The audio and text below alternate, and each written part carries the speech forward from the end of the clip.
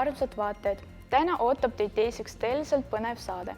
Vaatame tagasi meie koolis toimunud ägedatele sündmustele ja heidame pilgu sellele, mis teeb meie koolielu nii eriliseks. Aga alustamegi hoogsalt.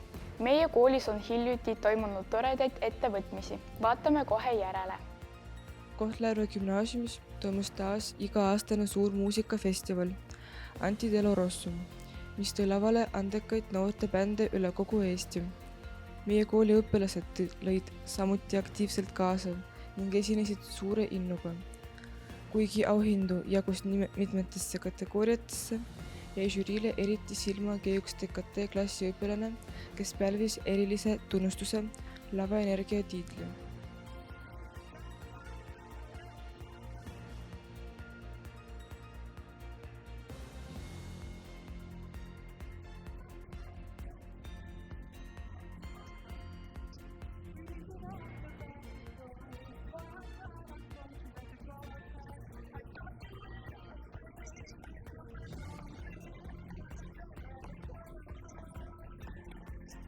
Kohtla-Järve gümnaasiumis tähistasid G3 klassi õpilased lõbusalt oma tutipäeva. Juba hommikul saabuti kooli värvikirjavates kostüümides, mis andsid päevale mängulise tooni. Toimusid erinevad mängud, etteasted ja ühised tegevused, kuhu haarati ka õpetajaid. Kogu kool oli täis naeru ja nostalgiat, see oli päev, mida jäädakse kaua meenutama. G3 klassi lõpukell Kohtla-Järve gümnaasiumis oli pidulik ja liigutav sündmus. Abituriendid saabusid aatriumisse, kus neid tervitasid koolikaaslased ja õpetajad. Sõna võttis kooli direktor, kõlas kooli orkester ning toimusid nooremate õpilaste etteasted. Emotsioonide rohke päev tähistas mitte ainult koolide lõppu, vaid ka uue eluetapi algust.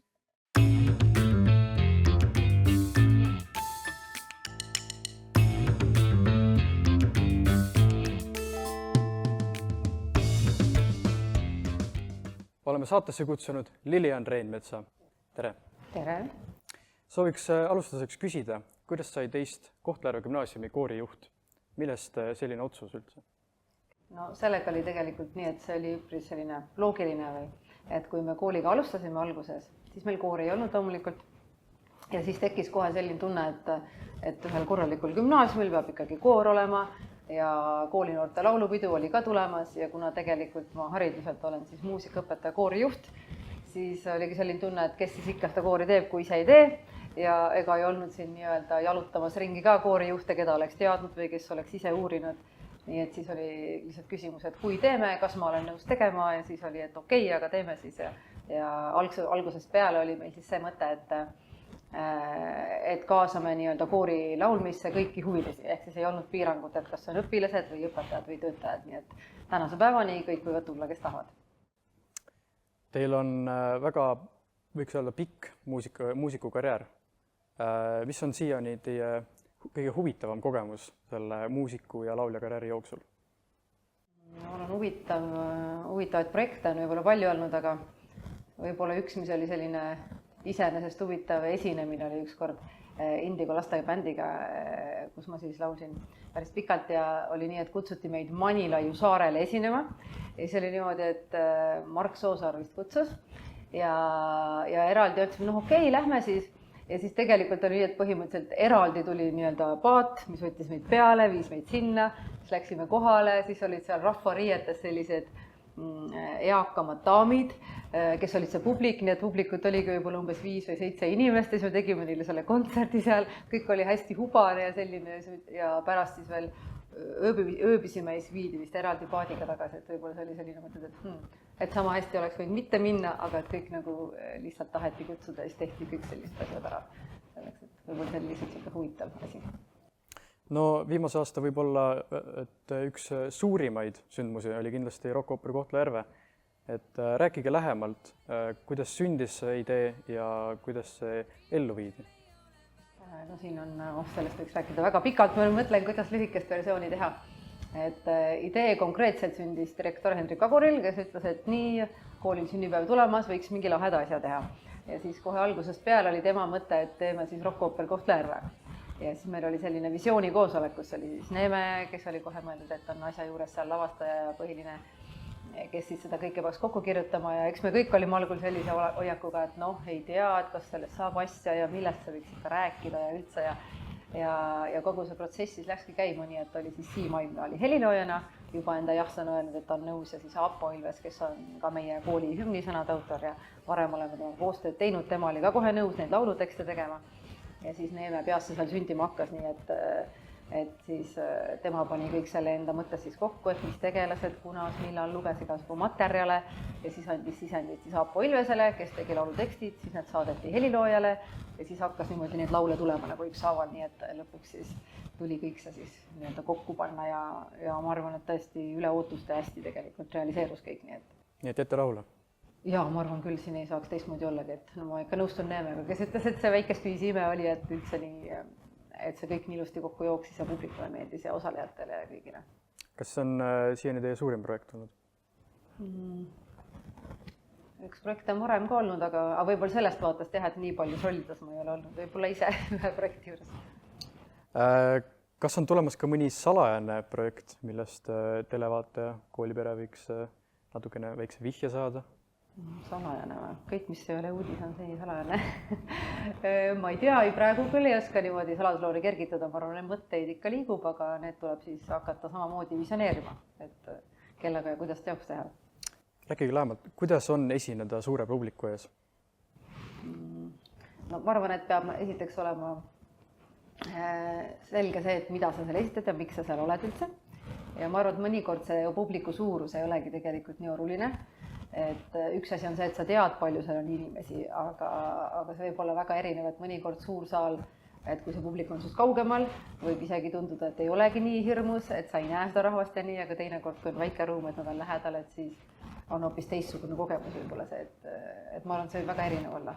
Meil on koolis väga palju inimesi, kes laulavad, kes mängivad pille, kes näitlevad, on väga palju inimesi, kes etlevad, aga on ka inimesi, kes võib-olla ei julge seda teha, jäävad nii-öelda siis selle kõige varju, mis on, kas on mõni nõuanne neile, et kuidas seda lavahirmu ületada? No esiteks ma arvangi, et öeldakse, et vist 30-40% umbes on see, mis sul läheb kehvemini esinemisel. Ehk et kui sa tahad, et sul tuleks väga hästi välja, siis ükskõik, kas see on mingi kõne või laul või pillimäng või et sul peaks olema umbes 120-130% selge, et sa pead selles asjas nagu üle olema. Ma arvan, et see on esimene asi, et siis on nagu loodus, et sa saad esinemist nautida. Ja võib-olla teine asi, mis kindlasti eriti ka, ma arvan, selliste jutuasjade salvestamisel on tegelikult oluline, on see, et sa kas või kodus täiesti üksi peeglis, et sa räägiksid selle jutu läbi. Et sa füüsiliselt räägiksid valju häälega ja kujutaksid ette ja hoiaksid siis omal seda fookust, et mida sa tegelikult öelda tahad. Et ma arvan, kui sa oled niimoodi läbi rääkinud, siis sul on seal esinemise situatsioonis palju lihtsam tekitada see olukord, et sa saad sellega hästi hakkama. Te esinesite Kohtla-Järve gümnaasiumiga 100 inimeste ees, lavastasite mitmed kontserte, kasvatasite suurt kooliperet, kasvatasite oma peret seal kõige kõrval ja kõike seda korraga. Kas te olete mõni imeinimene või kuidas te suutsite kõike seda korraga teha? No, hea küsimus. No eks ma natuke vist harjunud ka selline tegutseja tüüpi, et väga kaua tahaks midagi põnevat kogu aeg teha. Aga ma ise arvan, et võib-olla üks see võti ongi see, et sa pead tegema neid asju, mis sind kõnetavad või mis sulle nagu huvi pakuvad. Et siis sa ei tunne nagu, et sa peaksid kogu aeg nagu mingit motivatsiooni otsima või et kui see on lahe asi või mingi projekt, siis on nii, et ma ei tea, isegi kui sa võib-olla teed mingeid koduseid asju või ma ei tea, sõidad lasteaeda parasjagu või et siis see mõte läheb tööle ja siis tegelikult mõtled, aga äkki teeks nii ja et ma arvan, et su aju läheb siis tegelikult aktiivseks, kui sul on see lahe asi. Nii et ma arvan, üks asi võib-olla selliste, et kuidas paljusid asju teha ongi see, et kui sul huvi on, siis mõte läheb tööle ja sa tahad neid asju teha ja siis kuidagi kogu see logistika on vaja nagu kokku jooksutada. No kõik see vaev peab ikkagi ära tasuma, et kui suur on teie palganumber? No rock-operi eest ma ei saanud tegelikult sentigi, kui päris täpne olla. Et selles mõttes siis võib öelda, et see oli rohkem ka nagu hobi korras või et selles mõttes ega see, ma arvan, kõiki asju ei saa selles mõttes nagu otseselt raha saati mõõta, aga muidugi saab ka, siis võidki mõelda, et võib-olla edaspidi, et ka nii-öelda on võimalik seda ju tööna teha, näiteks mingit projektijuhtimist asja, et kui praegu tegin oma kooliga siin koos ja lahe teeme, et eks on alati kuskil peab selle piiri ise seadma. Viimase aja võib-olla üks kõige aktuaalsem teema on kindlasti meie kooli direktor Hendrik Aguri edasiliikumine Ida-Virumaa Kutsehariduskeskusesse. Seoses sellega paljusid kindlasti huvitab, et mis saab meie koolist? Et kas te plaanite ise ka kandideerida direktori kohale? Nii, no kindlasti see on väga põletav küsimus. Et jah, planeerin küll, et kuna ma olen ise seda kooli nii-öelda siia tulnud tegema Ida-Virumaale 6 aastat tagasi, täpselt 6 aastat saabki täis, et ma arvan, et on vaja edasi minna sellel koolil väga kindlalt ja nii kaua, kui mina siin töötan, olenemata ametikohast, ma tahan küll selles seista, et alguses tulime selle mõttega, et teha maailma parimat kooli tänasel päeval tunnen samamoodi, ikka tahan teha seda parimat kooli ja arendada seda edasi. Millised plaanid siis või muudatused plaanite kõige esimesena läbi viia juhul, kui teist peaks saama Kohtla-Järve gümnaasiumi direktor? Peale selle, et teha sellest maailma parim kool? No ma arvan, et ega ükski muudatus tegelikult kõik ei tule niimoodi järsku või ega see nüüd tulen hommikul kooli ja nüüd kõik on teistmoodi. Ma arvan, et nii kindlasti ei ole. Et kuna meil on ka tulemas nii-öelda just uus arengukava periood, siis mõnes mõttes on väga huvitav, et see vahetus satub nagu sama koha peale. Et ma arvan, et see ongi tegelikult vaja koostöös õpetajate ja õpilastega kõik teha see analüüs üldse, et kus me täna oleme, kuhu me minema hakkame ja ühiselt koos siis need visioonid võimalikult hästi ellu viia. Mis on Hendrik Aguri jalanumber? Päris suur on küll. Hakkame päriselt ka ja vastada õlgumist. Äkki oota. Issand, ei ma julge öelda, äkki läheb täitsa mööda. Igatahes, jah, ei ma ei julge öelda. Aga kas te ei arva, et need kingad natukene liiga suured ei või olla teile kõigi nende lisakoormuste juures siis või kohustuste? No kingad füüsiliselt võivad tunduda suured ja ma arvan, et ükskõik kes tuleb peale Hendrik Agurit direktoriks, selles mõttes see on väljakutse, ma arvan, iseenesest juba. Et selles mõttes kindlasti oleneb, kes sa ise oled, kuidas koolipere sind vastu võtab, et temal oli võib-olla mingi enda stiil, et ma arvan, üks esimese asju on see, et tuleb siis üldse leida võib-olla see, kes sina oled direktorina ja siis võib-olla koolipere ja õpilastega leida see ühine keel. Aitäh! Ja lõpetuseks kõige kõrvetavam küsimus. Kes on teie lemmikõpilane? Ja mis mina? Teie või? Sina? Ma arvan, et lemmikõpilane võib-olla igaüks, kes sõna otseses mõttes tahab kooli tulla. Mina arvan, et see on kõige olulisem. Et mina nagu tahaksin seda, et kool on selline koht, et lahe, lähme kooli, teeme seal toredaid asju, et see, kellel silmad säravad ja see on igaühe enda küsimus. Sina üks võib olla. See on selleks korraks kõik. Aitäh, et te tulite. Me jätkame kõrvalstuudios. Aitäh!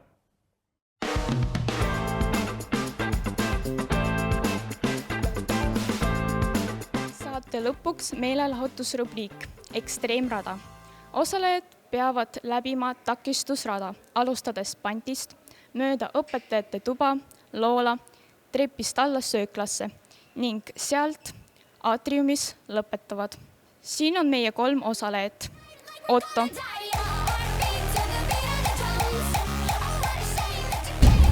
järgmisena Artjom ning viimane Adeliina.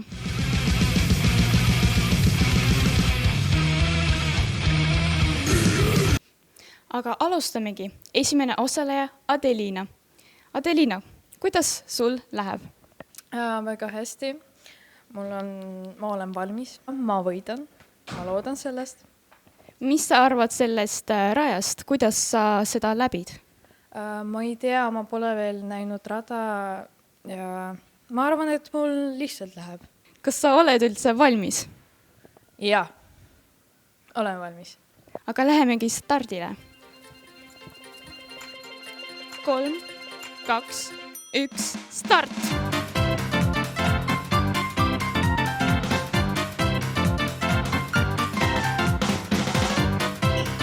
Ongi tulemas!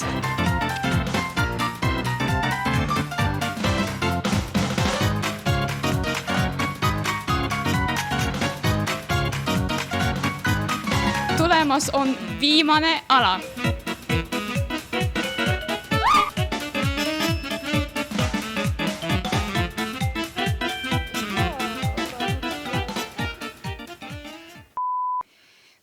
Oledki jõudnud finišisse. Kuidas sa ennast tunned? ma praegu suren ära. Kohe näeme teist osalejat Artjomi. Adelina on juba oma finišisse jõudnud. Mida sa sellest arvad? Ma saan kiiremini. Vaatame kohe. Kas olete valmis? Artjom stardib. 3, 2, 1, start!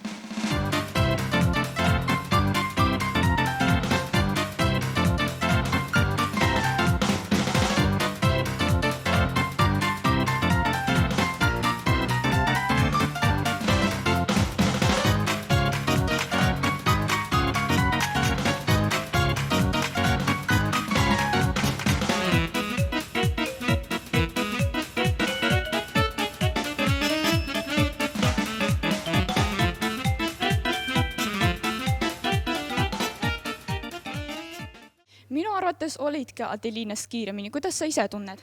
Olengi. Minu meelest ka. Ja tulemas ongi viimane osaleja Otto. Sa näed väga enesekindel välja. Kuidas sa arvad, kuidas sul läheb? Tervist. No ma arvan, et läheb hästi. Läheb palavaks. Küllap vist. Kas oled valmis? Jep. No siis stardime. 3, 2, 1, start!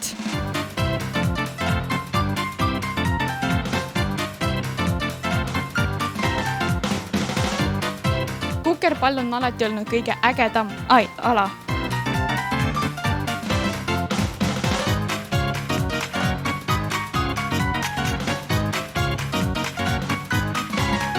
See trepp näib olevat kõige ohtlikum ala.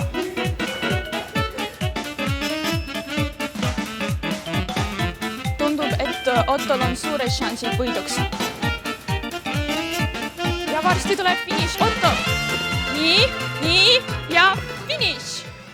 Otto seisab finišis. Kas oled siiamaani nii enesekindel, kui olid enne? Ega rattad käivad, siga lendab, et päris, ütleb, et saab hakkama küll, jah.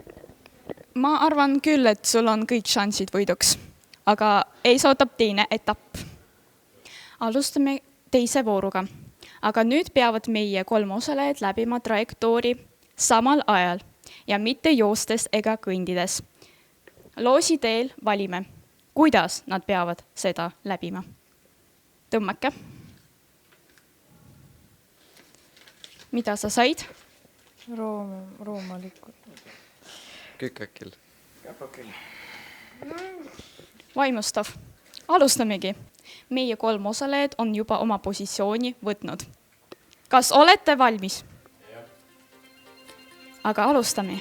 3, 2, 1, start! Tundub, et asi muutub raskemaks ja kuumemaks.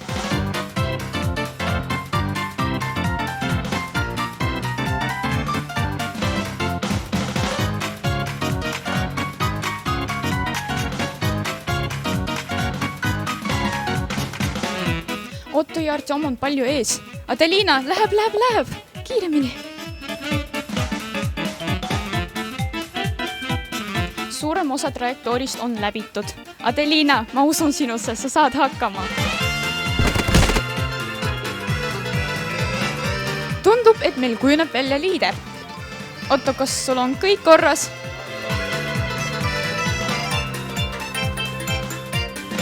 Ma seisan finišis ja juba tuleb esimene võitja. Davai, Artjom, davai! Ja ongi finišis. Otto teine ja Adelina kuidagi jõuab. Adelina, sa saad! Sa jõuad, Adelina!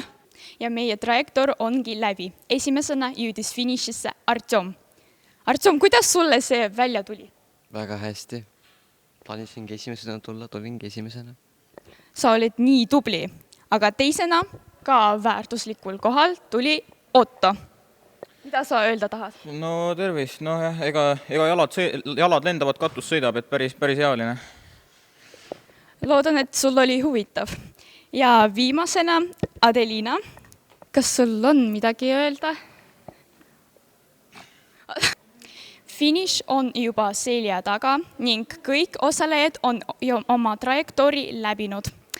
esimesena finišisse jõudis Artjom, kuigi minu arvates kõik 3 olid suurepärased ja ma arvan, vaadata oli seda väga huvitav.